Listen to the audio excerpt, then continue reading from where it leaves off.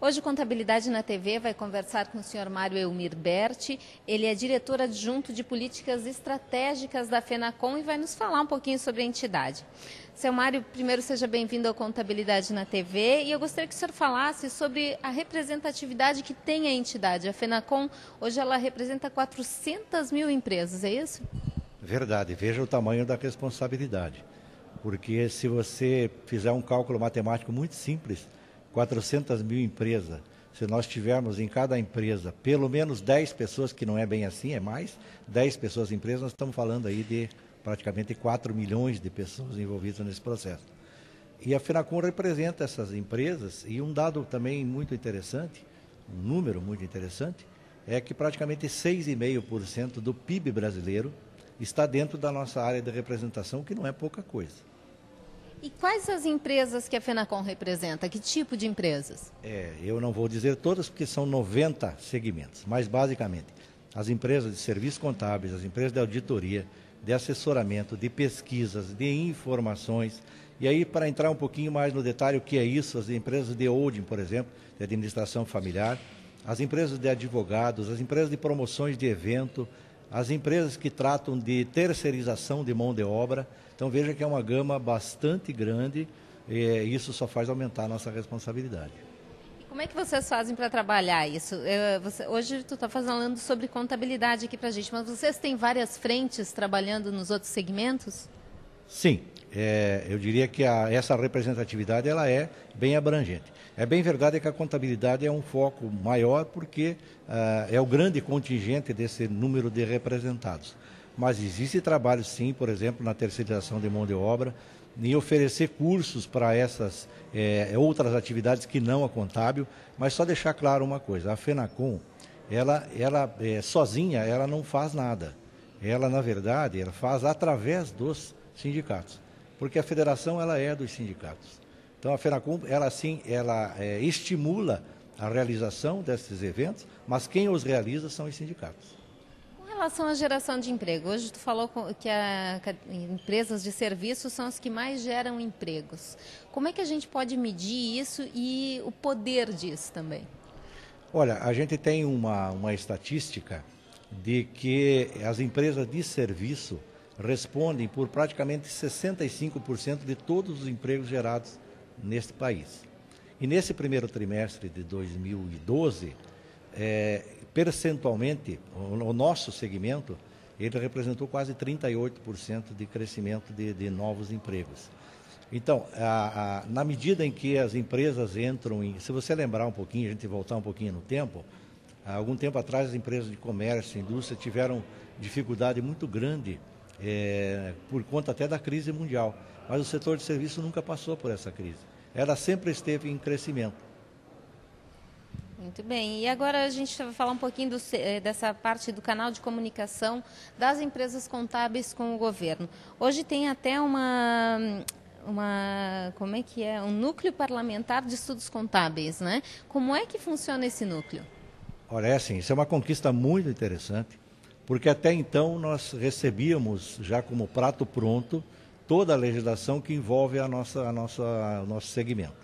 Hoje o que acontece? Os deputados e senadores têm um núcleo de estudos contábeis e tributários, onde qualquer projeto de lei complementar, enfim, qualquer norma legal que vá transitar pelo Congresso e pelo Senado, antes mesmo de ler a votação, a gente recebe essa legislação e tem a possibilidade, o que é uma conquista que não tem preço, a gente consegue opinar e algumas das vezes até incluir nessa legislação alguma coisa de nosso interesse.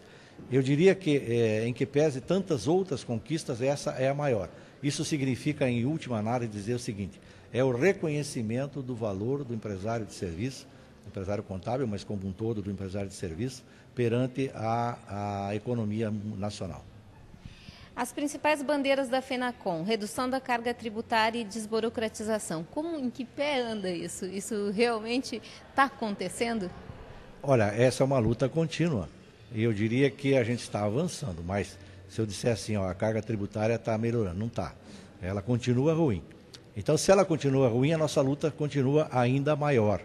O que a gente entende? de que é possível sim uma redução de carga tributária, porque a carga tributária, na minha opinião, funciona mais ou menos como o cachorro correndo atrás do rabo. Isto é, a carga tributária é muito alta porque tem gente que não paga, e tem gente que não paga porque a carga tributária é alta.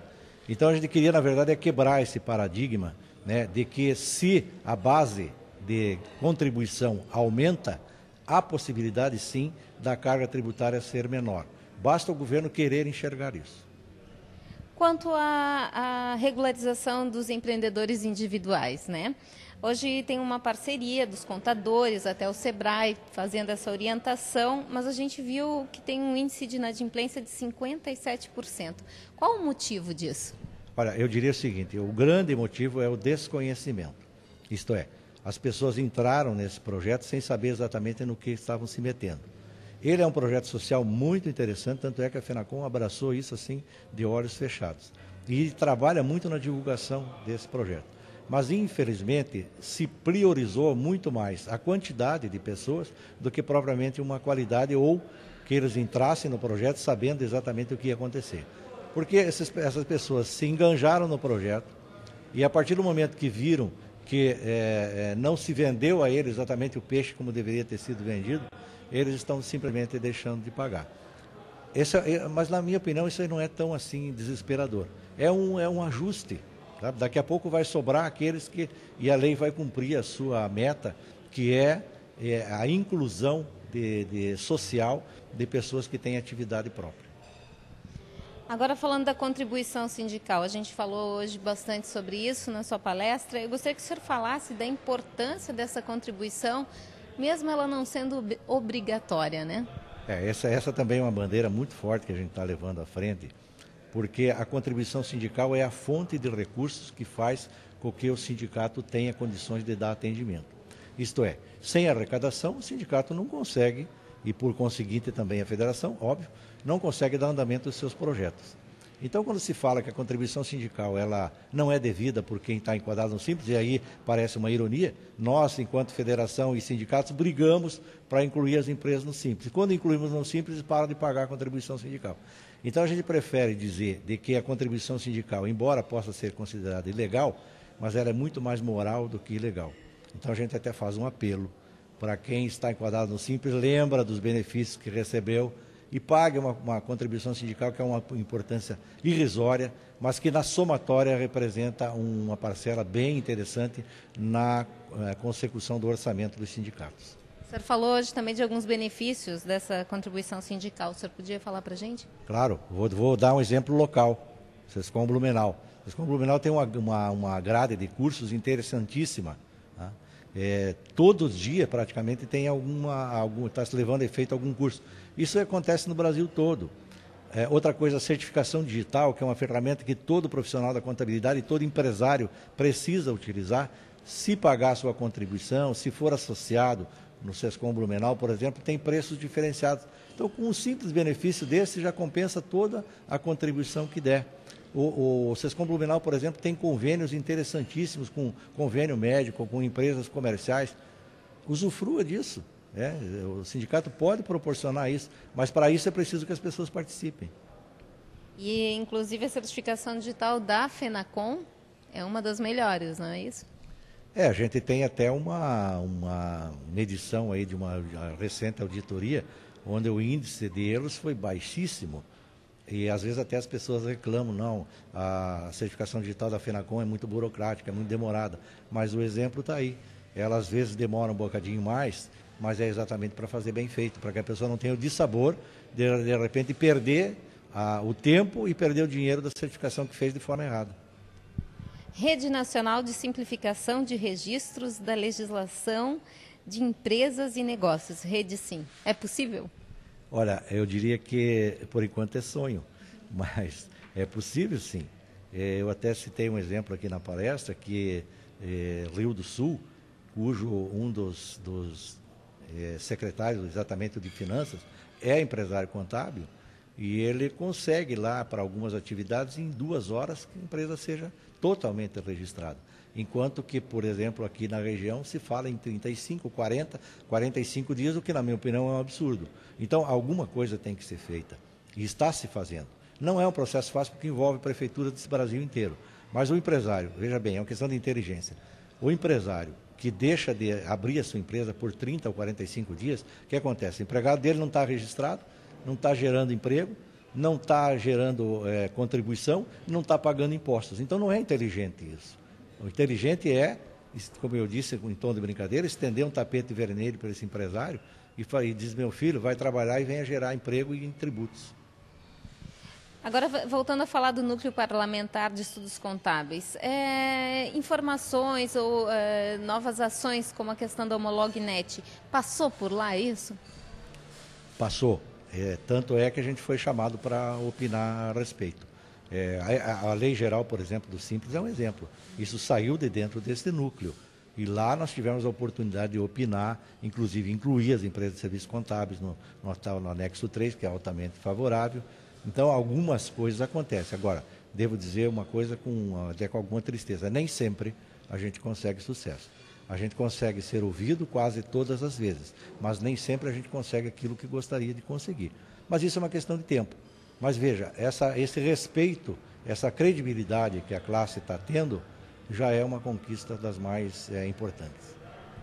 Então, a Homolognet, no final, ela não está sendo usada? Como é que está essa questão? Ela não está pela dificuldade, pela diversidade de legislação que gera uma rescisão de contrato de trabalho. Era para ter sido implantada em 2011 integralmente no país todo. Felizmente, a gente conseguiu mostrar a eles, e hoje na prática eles já reconhecem, de que do jeito que estava sendo feito não iria funcionar. Eu diria que é um projeto interessante, mas que ainda de muito difícil viabilidade. SPED, só os grandes sobreviverão, é isso? Não, grandes não, os preparados. Porque não é preciso ser grande para se preparar para entender essa nova sistemática. O que se fala é que o SPED é um verdadeiro divisor de águas. A nossa profissão era uma, a partir do SPED passou a ser outra. Isto é, nós passamos a ser muito mais exigidos. As coisas agora são online. Isto é, as informações que eu presto já estão... Não é como aquela história que você fazia e depois prestava informação. Agora é direto. Dificuldades? Muitas, muitas. As empresas de software estão sofrendo com isso, as empresas contábeis, e especialmente o empresário que ainda não se conscientizou que isso é uma realidade que veio para ficar. Mas eu, particularmente, entendo de que, no fundo, vai ser legal, porque quem se preparar vai sobreviver e quem não se preparar está fora do mercado. Tem algumas questões que estão sendo discutidas e que o senhor trouxe para a gente que ainda estão, que são coisas que podem acontecer ou não dentro da nossa política. Tem a questão da jornada de trabalho, a redução da jornada de trabalho. Como é que a FENACON se posiciona com relação a isso? Eu diria que na atual conjuntura é totalmente contrário à aprovação desse projeto, até porque é fato mais do que notório de que hoje existe carência de mão de obra. Isto é, nosso segmento, a exemplo de tantos outros, procura por pessoas e não encontra pessoas para trabalhar. Então, uma redução de jornada de trabalho tem um condão, que é gerar mais postos de trabalho. Mas, ora bolas, gerar postos de trabalho para não ter ninguém para ocupar esse posto de trabalho hoje é um absurdo. Com relação ao Vale Transporte ser 100% por conta do empregador? A FENACON também se manifestou contra esse projeto por uma razão. E veja bem, vamos deixar isso muito claro. Não é que a FENACON é contra o empregado, não, ao contrário. Até porque a gente já oferece, para poder hoje reter mão de obra, a gente já oferece muitos benefícios. A tal do seguro-saúde, assistência odontológica, enfim, uma série de benefícios. Não é? Se o que a gente não está concordando é que isso seja, mais uma vez, empurrado da maneira como está. Isto é, se a legislação existe e está funcionando legal, ninguém está reclamando disso. Mas alguém lá de cima achou que, e eu aí faço uma crítica, acho que isso é um projeto eleitoreiro para poder ganhar votos. Estamos nos aproximando aí de eleições municipais, então é importante que essas coisas transpareçam como um salvador da pátria. Mas nós somos contra, porque isso seria mais um encargo que nós estaríamos sendo forçados a engolir. E o que a FENACON deseja nessa parte política daqui para frente? Alguns itens, assim, eu queria que o senhor citasse para a gente. Olha, são várias as situações. Primeiro, a gente vai batalhar muito com respeito à carga tributária que eu já falei, e um outro projeto grandioso é a desburocratização. A gente sofre muito com isso. O empresário contábil, especialmente, sofre muito com isso, porque a gente está às voltas com muitas informações e a gente perde muito tempo da nossa atividade prestando informações, e essa burocracia, ela, como diria o Dorico Paraguaçu, astravanca o progresso. E é isso que a gente está sentindo assim com muita dificuldade. Então eu diria, a grande bandeira hoje é a desburocratização. Para finalizar, será que vai ser prorrogado o prazo da conectividade social? Olha, eu não posso afirmar, mas eu tenho quase que absoluta certeza que sim, por uma razão muito simples. As empresas de certificação digital não têm condições de atender a demanda. São muitas as empresas e fazendo um cálculo rápido, nem até dezembro vai ser possível atender. Até porque houve um arrefecimento disso nos primeiros meses do ano, natural por férias, etc., e está se deixando para maio e junho, que é o prazo final, junho. Não vai ser possível. Então, eu penso que não tem outra alternativa a não ser prorrogado. Mas não posso afirmar porque não tenho poder na mão. Mário, parabéns pelo teu trabalho na Fenacom. Muito obrigada. Esse é o Contabilidade na TV, sempre levando informações do mundo contábil.